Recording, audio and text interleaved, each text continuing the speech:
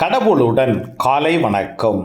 புனித லூக்கா எழுதிய நற்செய்தி 21 அதிகாரம் 5 முதல் 11 வரை உள்ள இறை வார்த்தைகள். அக்காலத்தில் கோவிலை பற்றி சிலர் பேசிக் கொண்டிருந்தனர். கவின்மிகு கற்களாலும் நேர்ச்சை பொருட்களாலும் கோவில் அழகுபடுத்தப்பட்டிருக்கிறது என்று சிலர் பேசிக் கொண்டிருந்தனர். இயேசு, இவற்றையெல்லாம் பார்க்கிறீர்கள் அல்லவா? ஒரு காலம் வரும், அப்போது கற்கள் ஒன்றின் மேல் ஒன்று இராதபடி இவையெல்லாம் இடிக்கப்படும் என்றார். அவர்கள் இயேசுவிடம், போதகரே, நீர் கூறியவை எப்போது நிகழும்? இவை நிகழப்போகும் காலத்திற்கான அறிகுறி என்ன என்று கேட்டார்கள். அதற்கு அவர், நீங்கள் ஏமாறாதவாறு பார்த்து கொள்ளுங்கள்.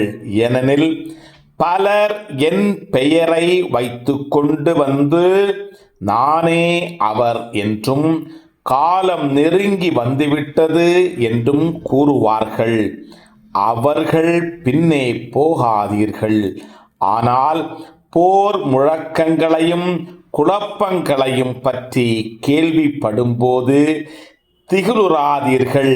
ஏனெனில் இவை முதலில் நிகழத்தான் வேண்டும், ஆனால் உடனே முடிவு வராது என்றார்.